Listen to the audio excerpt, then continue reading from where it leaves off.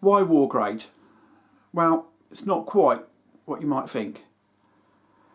It's not to do with military stuff, although ironically I do quite a bit of military machining and parts manufacturer.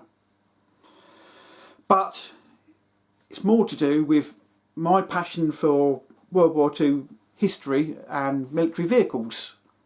During the war, manufacturers of components, parts, had a shortage of supplies. Everybody did. And to get around that, they tried different methods. But one of the things they used to put on the goods afterwards, especially if they were being retailed to the public, was a symbol or a message saying that these parts were the best they could produce under the circumstances. And WarGrade was one of the things they used.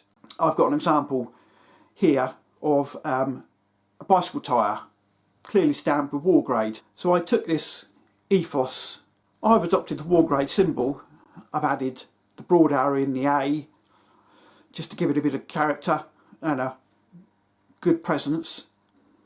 So there you have it, WarGrade, nothing to do with war, just doing the best you can.